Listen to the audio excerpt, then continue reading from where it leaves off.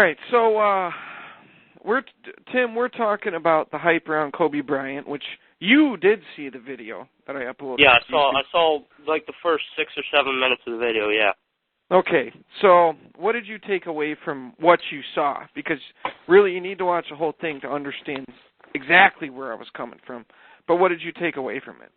Yeah, I mean, I've always felt like Kobe and LeBron are similar to Crosby and Ovechkin, where Ovechkin's clearly the better player and LeBron's clearly the better player, but Crosby gets the props as being the better player a lot of times because he has more rings, and I think Kobe gets that too. I think it's even a farther spread, and like you said, Kobe's not only not in LeBron's league quite there, or at this point, but I don't even think he's in the top 2 or 3 players in the NBA right now, and I agreed with a majority of that video.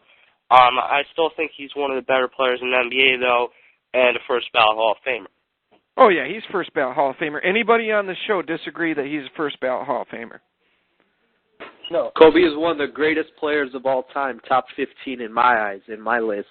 But it has nothing to do with how overrated he is. He gets pushed. You never hear Kobe and Kareem, Kobe and Magic, Kobe and Jerry West, Kobe and Larry Bird. Larry Bird's 10 times the player Kobe is, meaning if you want to win the game, and also rebounding.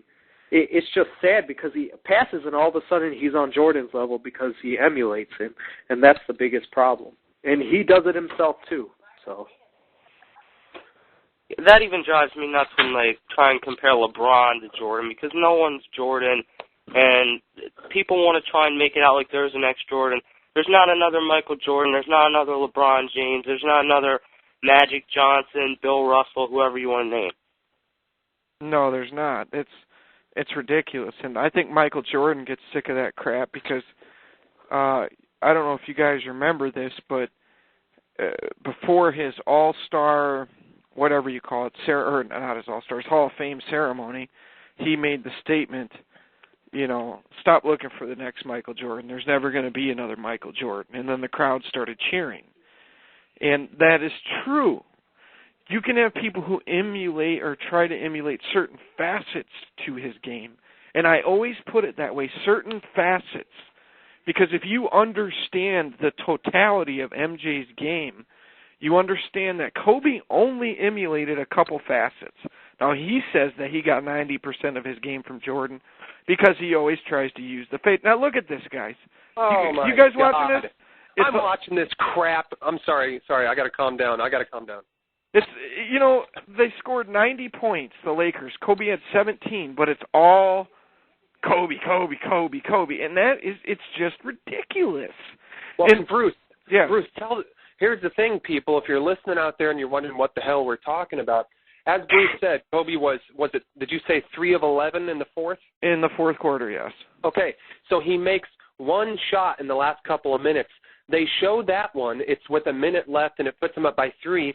That's the only shot they show of anything, and it shows Kobe pointing and throwing his fist up like he just won the Western Conference Finals or some crap. And that's the stuff that absolutely pisses me off, Bruce, because it skews everything about the game. It's like as fans, we watch the entire game, but what's promoted is one little tiny part that they want to promote, and it just ruins the entire game.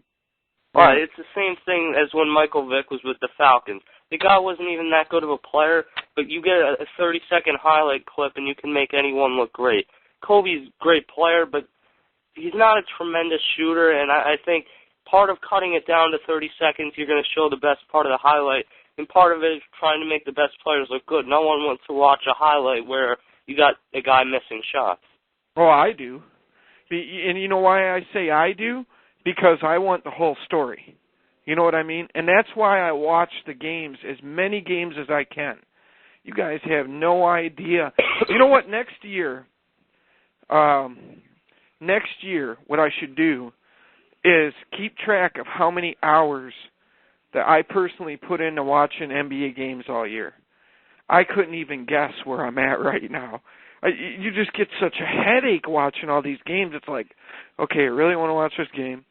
Oh, man, here we go. All right, I'm going to watch it, And just the hours upon hours upon hours. And then you have the majority, and I'm not even going to say the majority, almost all NBA fans rely on these highlights. They rely on YouTube, they rely on ESPN, they rely on NBA TV, and they only watch the national games, or they'll watch some of the local games for their local team, or maybe their favorite player, they'll set out to watch his games. Almost, I would say at least 95% of the NBA fan base does not put the proper amount of time into researching and studying the history of the game, first of all. But secondly, even the current game, we've got the damn league pass. It's not that expensive. You know, I've got it. Oh, yeah. I sit here and I watch all the games. You got it too, right, Joseph? Hell yeah, I get it every year. And, I mean, if you can't get the league pass, fine. But if you're going to watch the highlights on ESPN, NBA TV, and you're not getting the league pass, you're not any less than Joseph and I. But do not take what these highlight stations say as gospel. If a highlight station's showing Kobe like they are today, check the damn play-by-play box. Almost every box score on the internet, you can click on play-by-play. And you can look at exactly what this individual did. And you can basically picture what happened. You just won't be able to picture maybe the defense in their face, but you can kind of quantify how good the defense was with the opposing team, the opposing player who would match up with him for most of the game. It's illogical to do that if you want to actually have an informed opinion. And so many people don't have the patience, time, or the wherewithal to do that. But, Joseph, you said you had something else you wanted to bring up? Because I've got another topic that we're going to all get heated about. Yeah, well, it's kind of minute. It's not very big, but I just wanted to say that, you know, ABC, obviously they have affiliation with Magic Johnson, and, you know, he tries to get on there and act like he's unbiased or try to say things that make you think, oh, maybe he does have, you know, real perspective. But I recently started following this guy's Twitter, and I'm about to stop because he's driving me nuts reading this crap coming off his Twitter. And today he basically, you know, starts talking about how Kobe's making a push for MVP and, you know, all this. No, I'm not even kidding. And he said right now Kobe's second place for the MVP this year. Why? That's what he says. And you have hundreds of thousands of people following him, of course, and he's saying that. Kobe's number 2 on the MVP race right now. I apologize because I was distracted. I had a little one distracting me here. Who did you say this was? Magic Johnson. No! No, he's full homer with that comment. Some people are meant to just play the game and not actually talk about it. He'd be a perfect example.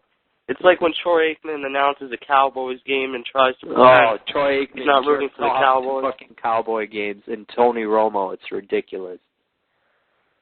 Wasn't he critical of Romo, though, at one point?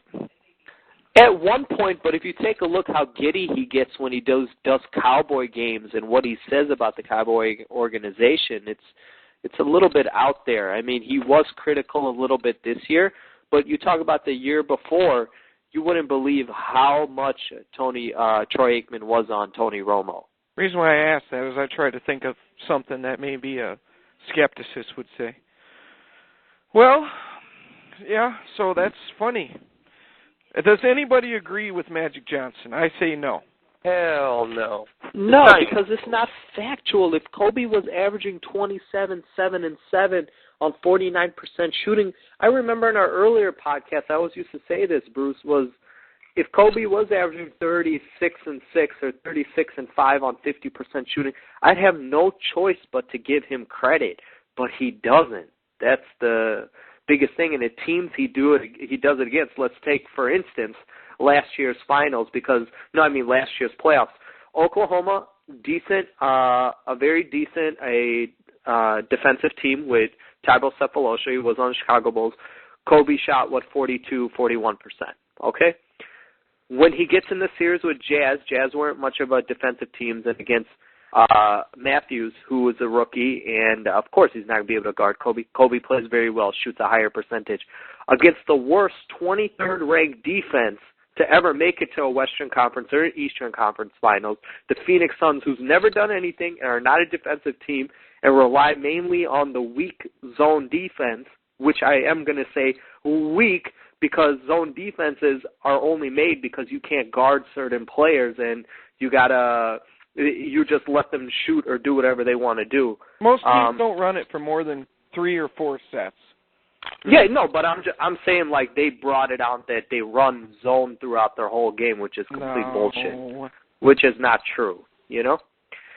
And he shot higher percentage. Now he goes against a better defensive team, against a 35-year-old Ray Allen. Tony Allen, who, you know, there's no hand checking, nothing in that series. He shoots 40.5%. So the teams Kobe does usually play good against are the weaker defensive teams. Hence, he's never had 50-plus versus a number 1 or 2 ranked defense, never has 60 versus a 10-plus ranked defense. And, of course, in the NBA playoffs, he's only had, one 50-point game, and against who? One of the weakest defensive teams to ever play, and in this era where no hand-checking defensive 3 seconds, the Phoenix Suns. So point in case, exactly, Kobe usually does well against the weaker teams, and those teams are then, in turn, get media hype. I know you guys understand what I'm saying. I just want Bruce, everybody else. I wanted to say, you know, my last comment about this is, and me and Shawn have said this before and we've spoken, and basically, guys, if Kobe put up the same statistics all regular season that LeBron did, he would be a lock every year for MVP. In fact, if it was anybody else, they would be a lock for MVP just about every year. Would you agree, Bruce? Oh, geez, yeah, especially in the LA media market. You wouldn't be able to say no. You know, could you imagine if he was doing what LeBron does? Or imagine if he was as consistent in his career as LeBron has been. Oh. My gosh, we would be having a serious talk about Kobe Jordan. We would. Yeah. Because he's in LA and they've got a supporting cast around him.